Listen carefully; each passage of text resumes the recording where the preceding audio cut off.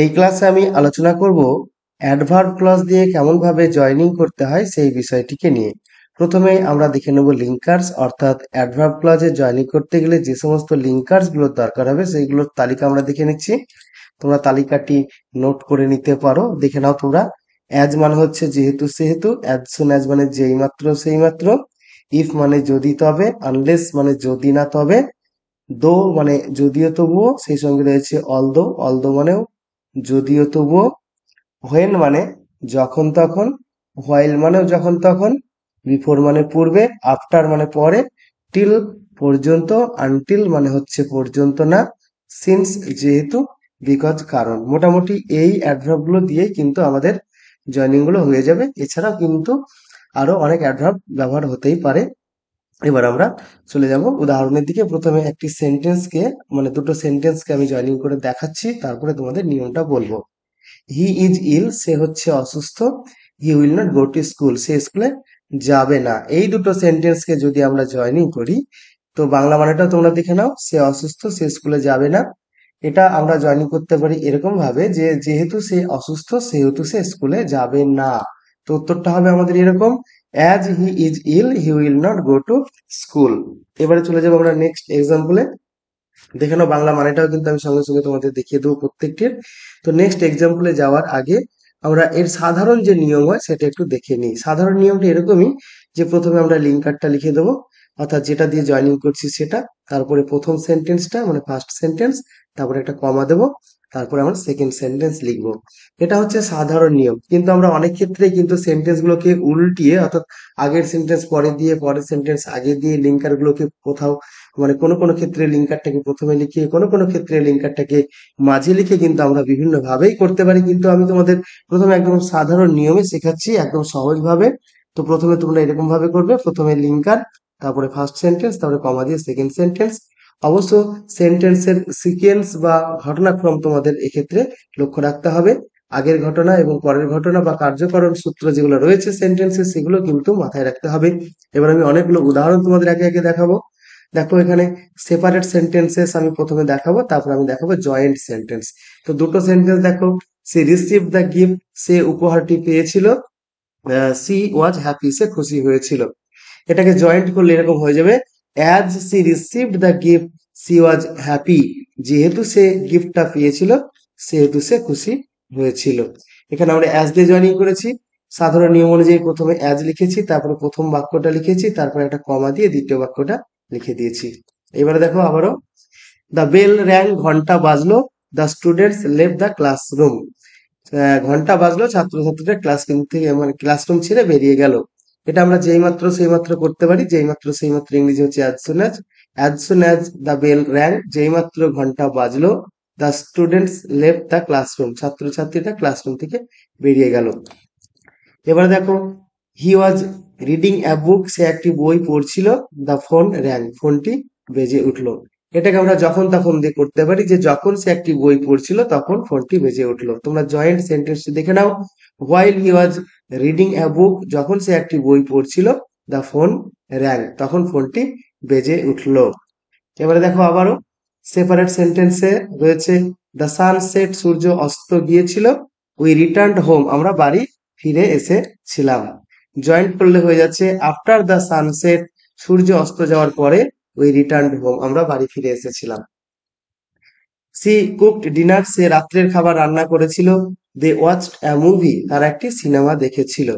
অ্যান্সারটা দেখে নাও, after C cooked dinner দে watched অ্যা movie, তার রাত্রের খাবার রান্না করার পর তারা একটি সিনেমা দেখেছিল।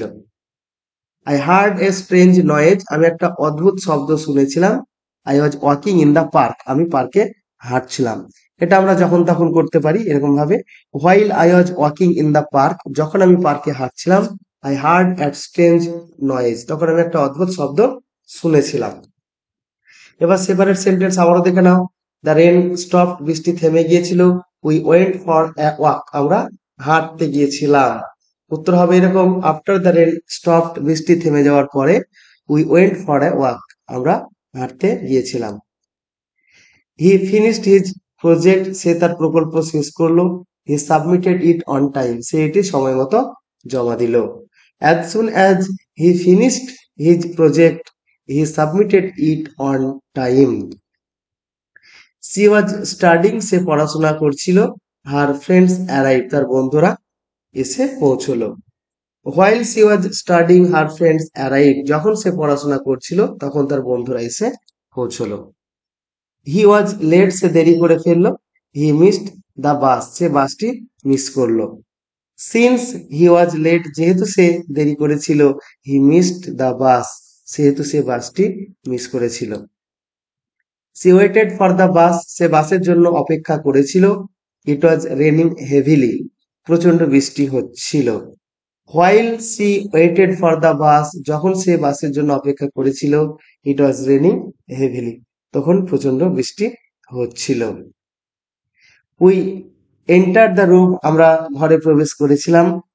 The light were off, আলোগুলি বন্ধ ছিল। এটা আমরা যখন তখন করতে পারি। When we entered the room, যখন আমরা ঘরের মধ্যে প্রবেশ করেছিলাম, the lights were off, তখন আলোগুলি বন্ধ হয়ে গিয়েছিল। He was studying hard, সে কঠিন পড়াশোনা করছিল। He wanted to pass the exam, সে পরীক্ষা পাস করতে চেয়েছিল। He was studying hard because he wanted to pass the exam, এখানে দেখো আমরা এটাকে because দিয়ে করেছি, এটাকে আমরা as দিয়ে করতে পারতাম। তো এটাকে আমরা as দিয়েও করতে পারতাম, as মানে যেহেতু সেহেতু। তো যদি আমরা as দিয়ে করতাম তাহলে আমাদের উত্তরটা এরকম ভাবে করতে হতো যে as he wanted to pass the exam, যেহেতু সে পরীক্ষাটা পাস করতে চেয়েছিল, তারপরে একটা কমা দিয়ে he was studying hard, সে কঠোরভাবে পড়াশোনা করছিল। এবারে চলে যাচ্ছি আমরা নেক্সটে। দ্য মুভি এন্ডেড, সিনেমাটি শেষ হলো। We went out for dinner, আমরা ডিনার করতে বাইরে গেলাম। এটাকে আমরা এরকম ভাবে করতে পারি, আফটার দ্য মুভি এন্ডেড, সিনেমাটি শেষ হওয়ার পরে we went out for dinner, আমরা ডিনার করতে বাইরে গেলাম। এবারে নেক্সট এক্সাম্পলটি দেখে নাও। হি ওয়াজ ভেরি টায়ার্ড, সে খুব ক্লান্ত ছিল। He went to bed early, সে সকাল সকাল ঘুমোতে গেল। As he was very tired, যেহেতু সে খুব ক্লান্ত ছিল, he went to bed early, সেহেতু সে সকাল সকাল ঘুমোতে গেল। ইউ ওয়ার্ক হার্ড, তুমি কঠোর পরিশ্রম করো। You will pass the exam. If you work hard, যদি তুমি কঠোর পরিশ্রম করো, you will pass the exam, তবে তুমি পরীক্ষাটা পাস করবে। ইউ ফিল বেটার, তুমি ভালো বোধ করো। ইউ ক্যান জয়েন আস, তুমি আমাদের সঙ্গে যোগদান করতে পারো। এটাও আমরা যদি তবে দিয়ে জয়েনিং করবো। যদি তবে ইংরেজি হচ্ছে if. If you feel better, যদি তুমি বেটার ফিল করো, ইউ ক্যান জয়েন আস, তুমি আমাদের সঙ্গে যোগদান করতে পারো। সি ওয়াজ টায়ার্ড, সে ক্লান্ত ছিল। সি কন্টিনিউড ওয়ার্কিং, সে কাজ চালিয়ে গেল। দেখো সে ক্লান্ত থাকা সত্ত্বেও কাজ চালিয়ে গেল, তো এক্ষেত্রে আমরা যদিও তবুও ব্যবহার করে জয়েনিং করব। এখানে অ্যান্সার আমাদের এরকম হয়ে যাবে, দো সি ওয়াজ টায়ার্ড, যদিও সে ক্লান্ত ছিল, সে কন্টিনিউড ওয়ার্কিং, তবুও সে কাজ চালিয়ে গেল। হি ফেল্ড দ্য টেস্ট, সে টেস্টে ব্যর্থ হয়েছিল। He did not give up, সে আশা ছাড়েনি। এটাও আমরা যদিও তবুও দিয়ে করতে পারি। দো হি ফেল্ড, যদিও সে ফেল করেছিল দ্য টেস্টটা, he did not give up, সে আশা ছাড়েনি। এবারে সেপারেট সেন্টেন্সেস দুটো হচ্ছে এরকম, সি ওয়াজ লেট, সে দেরি করে ফেলেছিল। She manage to catch the bus, সে বাসটা কোনো রকমে ধরতে পেরেছিল।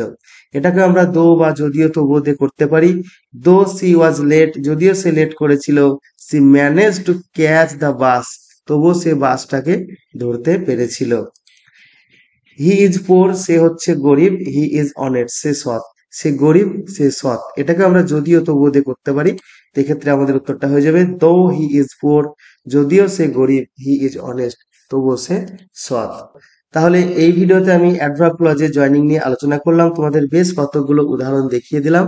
যদি ভিডিওটি ভালো লাগে একটি লাইক করবে, কিছু জানার বা জানার থাকলে কমেন্ট। সর্বোপরি এই ধরনের ভিডিও ভবিষ্যতে পেতে চাইলে অবশ্যই আমার চ্যানেলটিকে সাবস্ক্রাইব করে আমার সঙ্গে থাকবে।